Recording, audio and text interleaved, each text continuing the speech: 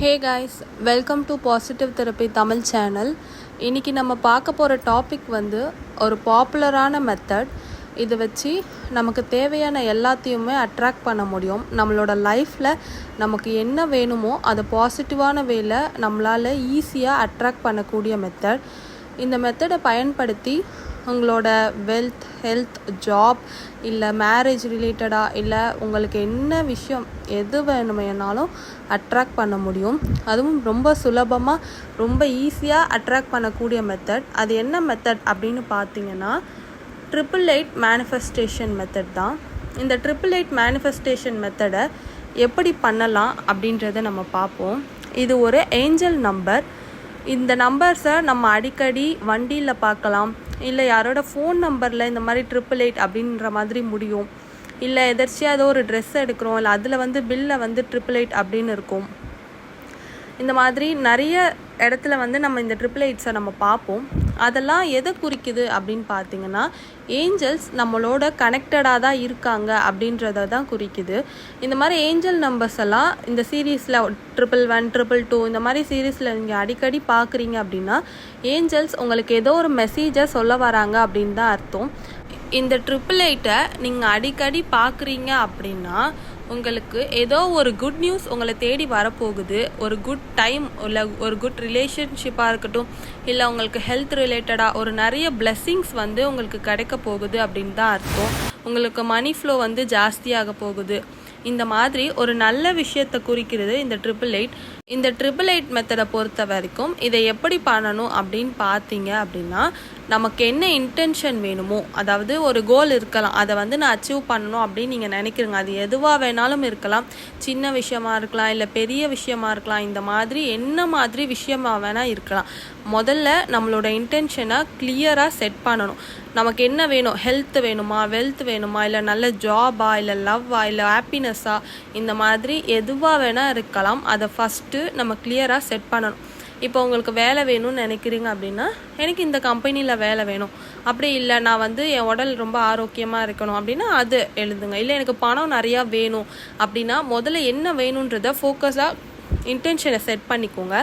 அதுக்கப்புறம் நீங்கள் என்ன பண்ணணும் அப்படின்னு பார்த்தீங்கன்னா, தினமும் காலையில் நீங்கள் எழுந்துக்கிறீங்கள, எழுந்த உடனே என்ன பண்ணணும்?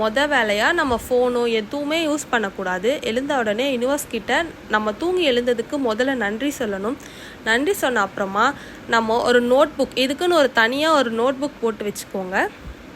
அந்த நோட் புக் வேறு இந்த மாதிரி அஃபர்மேஷன்ஸ் எழுதுறதுக்கோ அந்த மாதிரி நோட் புக்காக இருந்தால் பரவாயில்ல. இல்லை வேறு ஏதாவது யூஸ் பண்ணிங்கன்னா அது வேண்டாம்.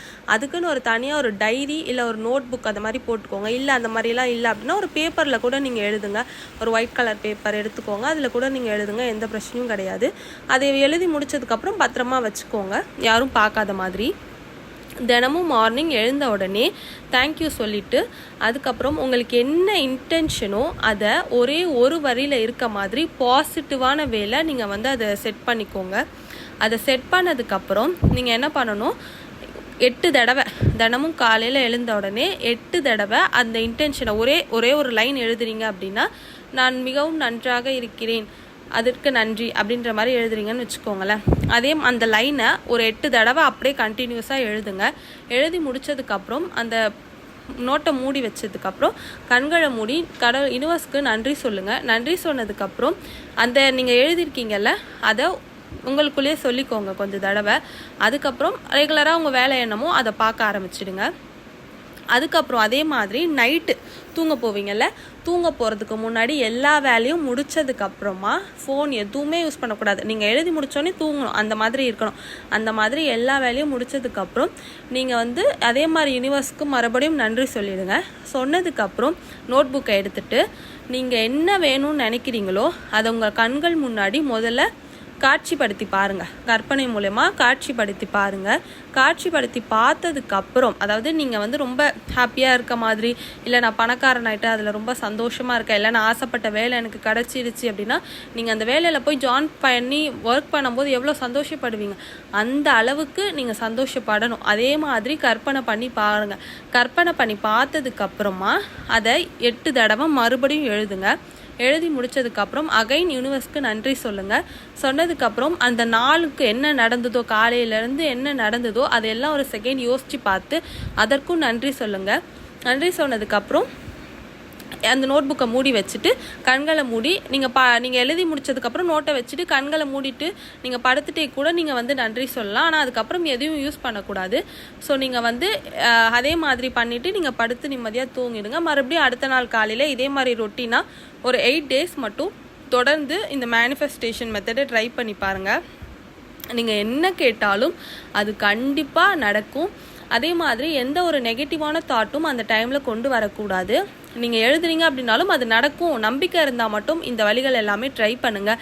இல்லை நான் எழுதி பார்த்து எனக்கு நம்பிக்கை இல்லை அப்படின்னா தயவு செஞ்சு இதை யாரும் ட்ரை பண்ண வேண்டாம்.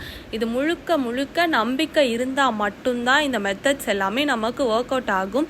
சின்னதாக ஒரு நெகட்டிவ் எனர்ஜி அதுக்குள்ளே வந்தால் கூட கண்டிப்பாக அது ஒர்க் அவுட் ஆகாது. அதனால தான் எல்லாருமே வந்து நம்பிக்கையோடு இருந்தால் மட்டும் பண்ணுங்கன்னு சொல்கிறாங்க. உங்களுக்கு வந்து 100% நான் இது பண்ணுறேன், இது எனக்கு கண்டிப்பாக நடக்கும் அப்படின்ற மாதிரி ஒரு நம்பிக்கை இருந்தால் அந்த மெத்தட்ஸ் எல்லாமே ட்ரை பண்ணுங்கள். இந்த மேனிஃபெஸ்டேஷன் மெத்தடை பொறுத்த வரைக்கும் இந்த லா ஆஃப் அட்ராக்ஷன் எல்லாமே வந்து நம்பிக்கை மூலியமாக மட்டும்தான் நடக்குது. ஸோ அதனால் நம்பிக்கை இருந்தால் கண்டிப்பாக ட்ரை பண்ணி பாருங்கள். கண்டிப்பாக இது சக்ஸஸ் ஆகும், கண்டிப்பாக நடக்கும். நீங்கள் வந்து இந்த மாதிரி நீங்கள் எழுதிட்டு இருக்கும்போது அடிக்கடி ஏஞ்சல் நம்பர்ஸ் எல்லாமே நீங்கள் பார்ப்பீங்க. நீங்கள் ஒரு நம்பிக்கையோடு எழுதுகிறப்ப ஏஞ்சல் நம்பர்ஸ் எல்லாம் உங்கள் கண்களுக்கு ஆட்டோமேட்டிக்காக தெரிய ஆரம்பிக்கும். அது தெரிய ஆரம்பிக்குது அப்படின்னாலே ஏஞ்சல்ஸ் எல்லாமே நம்ம கூட துணையாக இருக்காங்க, நம்ம நினைக்கிறதெல்லாம் நடக்க போகுது அப்படின்ற மாதிரி தான் அர்த்தம். ஸோ இதை நம்ம வந்து அடிக்கடி பார்க்குறது மூலிமா நீங்கள் வந்து 888 பார்க்குறீங்க அப்படின்னு வச்சுக்கோங்களேன். அது வந்து உங்களுக்கு சக்ஸஸை, பாசிட்டிவ் திங்கிங்கை, உங்களுக்கு ஒரு ஸ்ட்ரென்த்தனை, ஒரு செல்ஃப் பிலீஃபை எல்லாமே வந்து இந்த யூனிவர்ஸ் வந்து உங்கள் கூட வந்து துணையாக இருந்து வழி நடத்த போகுது அப்படின்னு தான் அர்த்தம். இது ஒரு 8 நாளைக்கு 8 தடவை நீங்கள் ட்ரை பண்ணிங்கனாலே போதும். கண்டிப்பாக உங்களுக்கு இது நடக்கும். அது எவ்வளோ பெரிய கோலாக இருந்தாலுமே சரி, நம்பிக்கையோட ட்ரை பண்ணுறப்ப எல்லாமே நமக்கு ஆட்டோமேட்டிக்காக நம்மக்கிட்ட வந்து சேரும். அதை யூனிவர்ஸ் நம்மக்கிட்ட கண்டிப்பாக கொண்டு வந்து கொடுக்கும். நெகட்டிவான தாட்டில் எதுவுமே இல்லாமல் எல்லாமே நடந்துருச்சு, நான் அதில் ரொம்ப சந்தோஷமாக இருக்கேன், அதுக்கு வந்து நீங்கள் யூனிவர்ஸ்க்கு நன்றி சொல்கிறீங்க.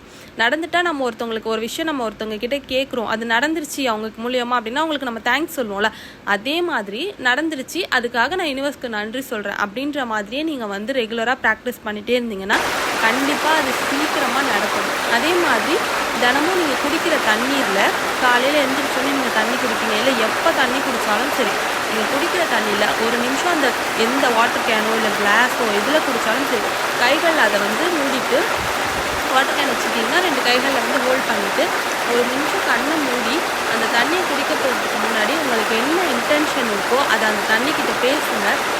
அதை வந்து நீங்கள் மனசுக்குள்ளேயே நினச்சிக்கோங்க. மனசுக்குள்ளே நினச்சிட்டு அதுக்கப்புறம் அந்த தண்ணீரை நீங்கள் குடிச்சிங்க அப்படின்னா கண்டிப்பாக அது வந்து உங்களுக்கு சீக்கிரமாக பாடி ஃபுல்லாக வந்து அந்த எனர்ஜி ஸ்ப்ரெட் ஆகி உங்களை முழுக்க முழுக்க பாசிட்டிவான தாட்டில் இருக்க வைக்கிறதுக்கு ரொம்ப உதவும்.